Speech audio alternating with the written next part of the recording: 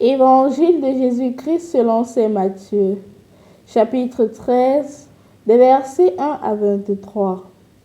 En ce jour-là, Jésus était sorti de la maison et il s'assit au bord de la mer. Auprès de lui se rassemblèrent des foules si grandes qu'il monta dans une barque où il s'assit. Toute la foule se tenait sur le rivage. Il leur dit beaucoup de choses en paraboles. Voici que le semeur sortit pour s'aimer. Comme il s'aimait, des grains sont tombés au bord du chemin et les oiseaux sont venus tout manger. D'autres sont tombés sur le sol pierreux où il n'avait pas beaucoup de terre. Ils ont élevé aussitôt parce que la terre était peu profonde. Le soleil s'étant levé, ils ont brûlé et faute de racines, ils ont séché. D'autres sont tombés dans les ronces. Les ronces ont poussé et les ont étouffés. D'autres sont tombés dans la bonne terre et ils ont donné du fruit à raison de 100 ou 60 ou 30 pour un. Celui qui a des oreilles, qu'il entende. Les disciples s'approchèrent de Jésus et lui dirent : « Pourquoi le parles-tu en parabole ? » Il leur répondit : « À vous il est donné de connaître les mystères du royaume des cieux, mais ce n'est pas donné à ceux-là. À celui qui a, on donnera, et il sera dans l'abondance. À celui qui n'a pas, on enlèvera même ce qu'il a. Si je leur parle en parabole, c'est parce qu'ils regardent sans regarder et qu'ils écoutent sans écouter ni comprendre. Ainsi s'accomplit pour eux la prophétie d'Isaïe. Vous aurez beau écouter, vous ne comprendrez pas.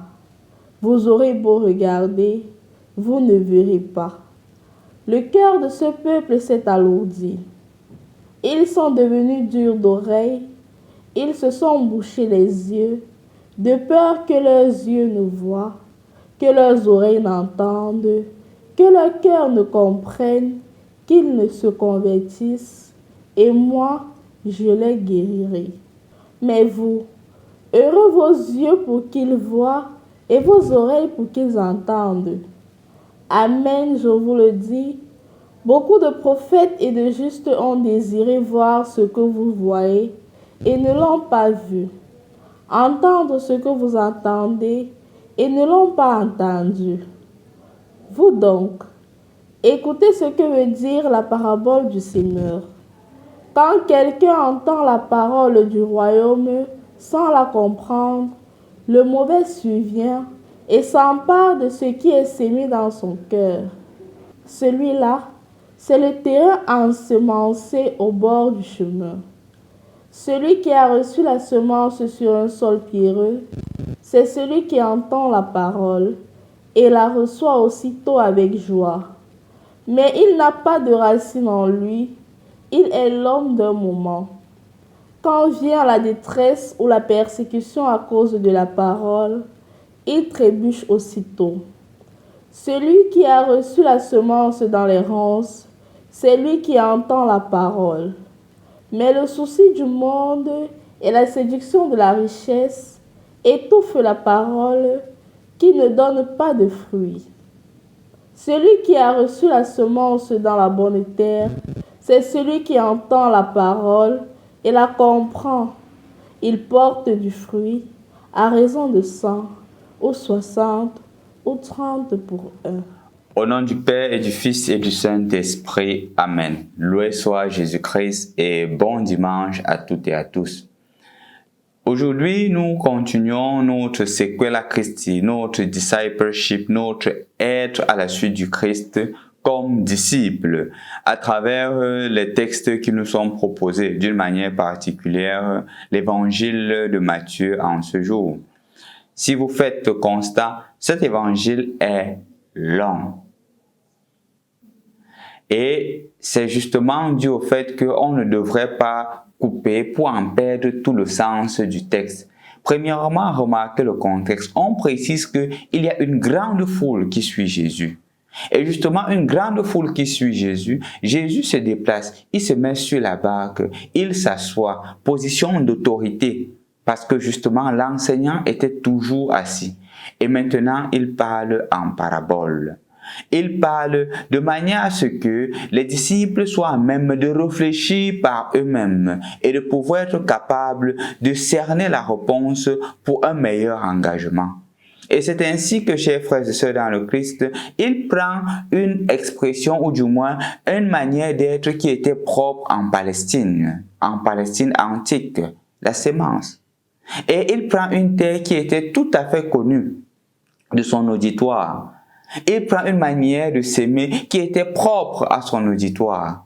On était bien conscient à l'époque juive que quand on allait s'aimer, les graines pouvaient tomber sur le chemin.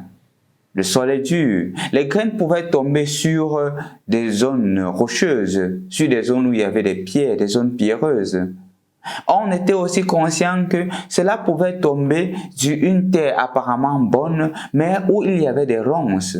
Et les ronces qui poussaient empêchaient la graine de porter du fruit. On était aussi convaincu que la graine pouvait tomber sur de la bonne terre. Et étant tombée sur la bonne terre, elle pouvait porter du fruit à raison de 160, 30 pour 1. Chers frères et sœurs dans le Christ, remarquez dans la parabole que la durée de vie de la graine est progressive. Remarquons premièrement que pour la première graine, elle ne meurt même pas. Et ne mourant pas, l'oiseau vient picorer et il n'y a rien. Dans la deuxième, elle commence à pousser, mais faute de racines, elle meurt. Dans la troisième, elle pousse, mais il y a des ronces qui étouffent et elle meurt. Et la dernière, elle porte du fruit. Essayons de décortiquer cela en rapport avec notre propre expérience avec Dieu et de nous regarder un peu comme des personnes qui sont aussi en cheminement et de voir comment est-ce qu'on pourrait devenir cette bonne graine-là, cette graine qui tombe sur de la bonne terre et qui porte du fruit. Première remarque, la graine qui tombe sur le chemin. Une graine qui tombe sur le chemin, c'est un lieu où des gens passent. Et nous sommes tous conscients que sur un lieu où les gens passent, la terre est solide. Et si la terre est solide, elle ne peut même pas descendre. La graine ne peut même pas descendre dans de la terre parce qu'elle est solide. Et puisqu'elle est solide, l'oiseau peut facilement venir la prendre. Et donc, elle ne meurt pas. La graine, en effet, ne meurt pas. Ceci explique justement ce que le Seigneur dit dans l'évangile de Saint Jean en son 12e chapitre, verset 24. La graine de blé, si elle ne meurt pas, elle reste seule. Mais si elle meurt, elle porte du fruit. D'une certaine manière, le Seigneur invite celui qui se met à sa suite de mourir. Il invite toute graine qui voudrait porter du fruit à mourir. Et la mort ici, justement, c'est tout ce qui ne nous permet pas de nous rapprocher de Dieu. C'est tout ce qui est à l'intérieur de nous-mêmes, un obstacle clair pour être disciple du Christ. La graine de blé, si elle ne meurt pas, si elle ne tue pas son ego propre, si elle ne tue pas son amour propre, ne peut pas porter du fruit. D'une certaine manière, si nous ne tuons pas nos convictions les plus fondamentales, on ne peut pas porter du fruit. C'est pour cela justement que le sacrement du baptême n'est pas seulement un sacrement à travers lequel on reçoit de l'eau. C'est un sacrement qui fait de nous des alters chrétiens, qui font de nous des Christ, qui nous font voir à la manière du Christ.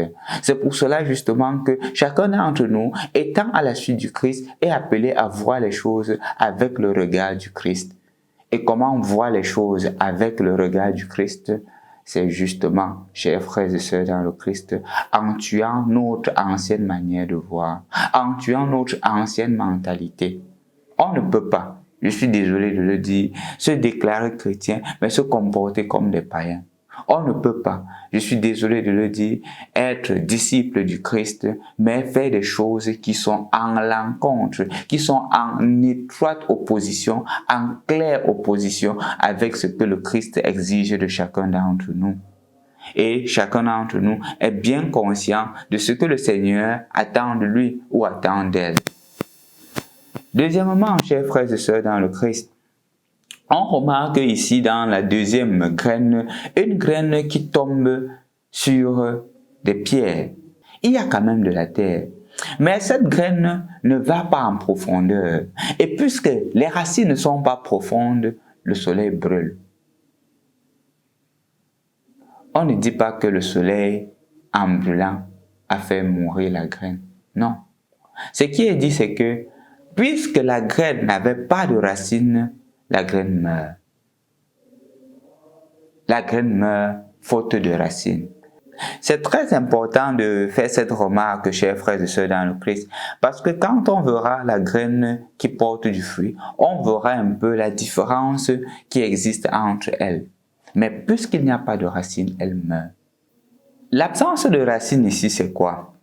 C'est justement le fait de ne pas être enraciné en Dieu. Notre foi, notre conviction, notre engagement, notre suite déterminée, notre dévouement, notre détachement total pour embrasser Dieu est faible. Puisque nous ne sommes pas ancrés profondément dans le Seigneur, nous ne portons pas du fruit.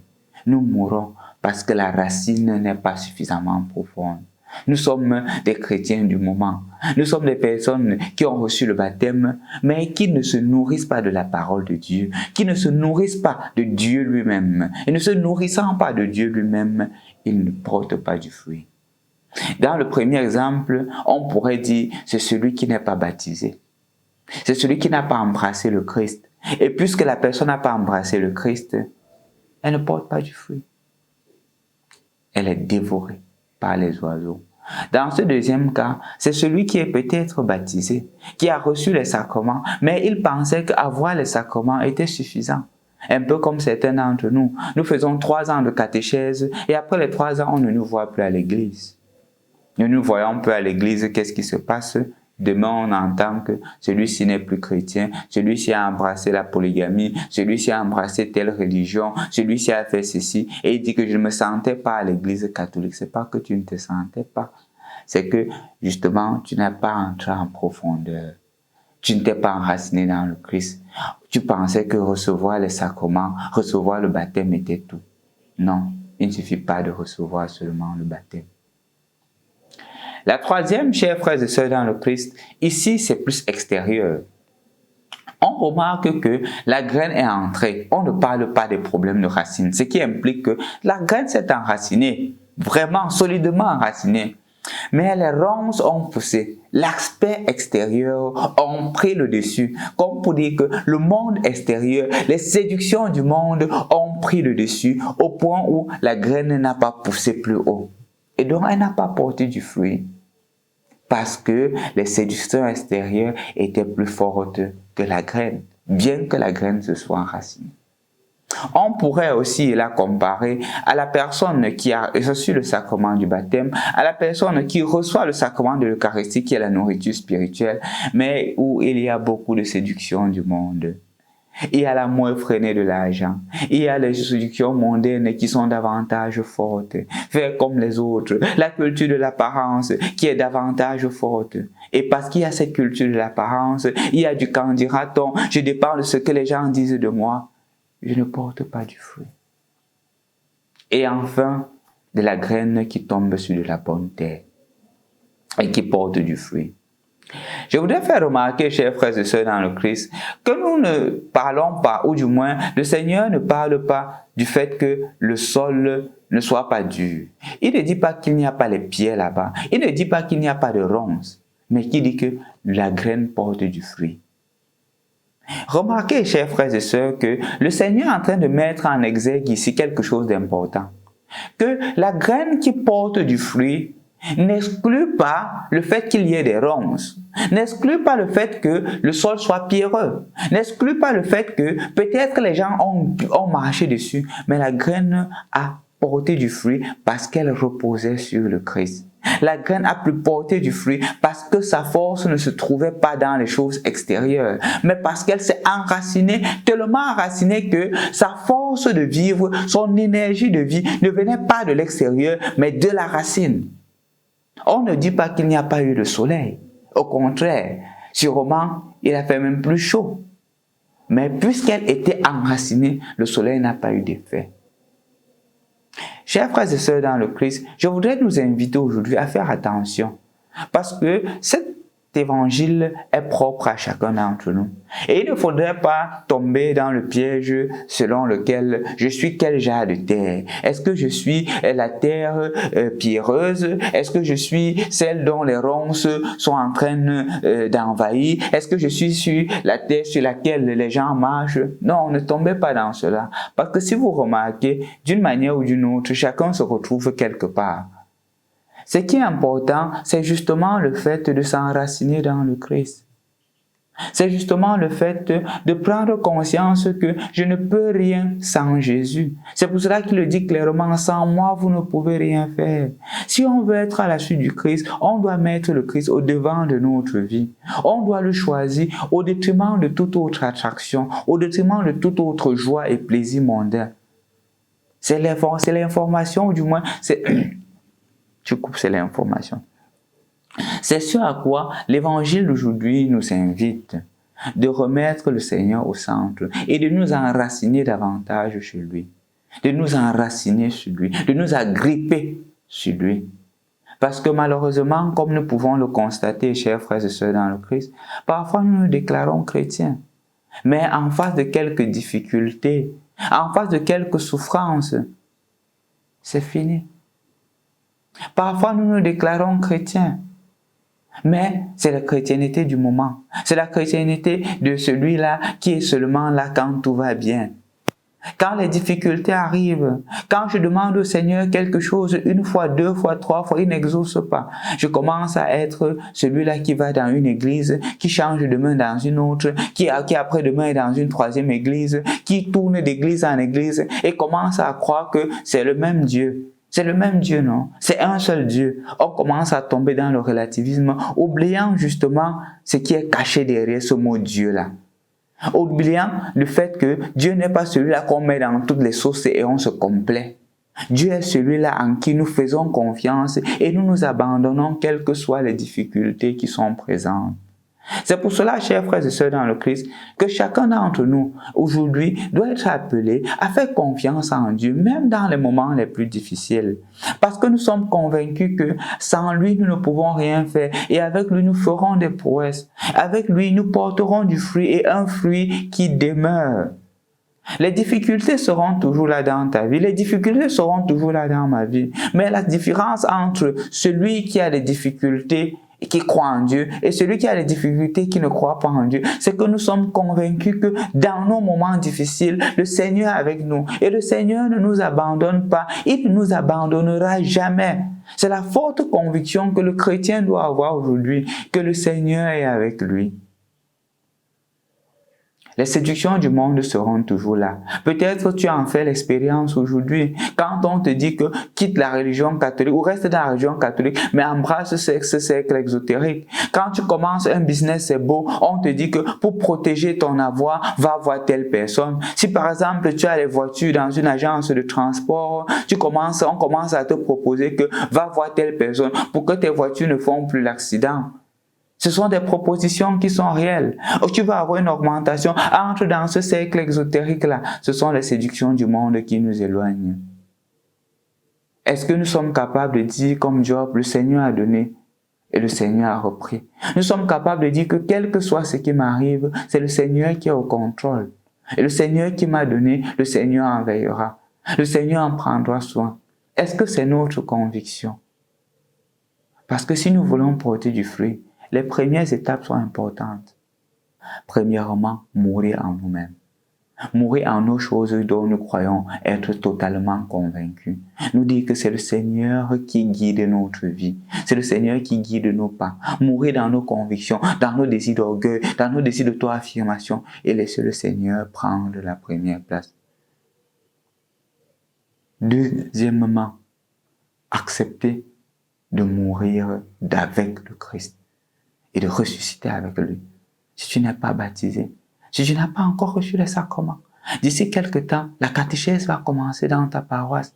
Inscris-toi à la catéchèse pour faire l'expérience de la connaissance du Christ, pour faire l'expérience de la mort avec le Christ, pour ressusciter avec lui. C'est ce qu'il faudrait faire, mon frère, ma soeur. C'est ce à quoi le Seigneur t'invite, mon frère, ma soeur. Et donc, si tu meurs avec le Christ, tu ressusciteras avec lui, mourant avec lui. Reçois l'Eucharistie. Reçois l'Eucharistie qui est la force qui t'aide à continuer le chemin. Mais en recevant aussi l'Eucharistie, dis-toi que tu dois t'enraciner à travers la méditation quotidienne de la parole. Vous êtes nombreux, déjà, ceux qui quotidiennement écoutent cette parole. Quotidiennement se disent qu'il me faut le pain du chemin. Et vous écoutez cette parole. À travers cela, progressivement, vous allez vous en rendre compte. Le Seigneur travaille dans votre vie. Le Seigneur est en train de travailler dans votre cœur pour que les séductions du monde ne prennent pas le dessus sur vous. Et lorsque les propositions viendront, les propositions juteuses, aie le courage de dire « En Dieu et Dieu seul j'ai mis ma confiance, en lui seul j'ai mon espoir et en lui rien ne sera impossible parce qu'il est capable de tout. Lui et lui seul peut me guider. » Quand tu auras dépassé ces étapes-là, quand tu seras sûr dans le Seigneur, tu verras par toi-même combien tu porteras du fruit. Tu verras par toi-même combien le Seigneur est avec toi. En ce dimanche, mets ta confiance dans le Seigneur et lui ne t'abandonnera jamais. Au nom du Père et du Fils et du Saint-Esprit. Amen.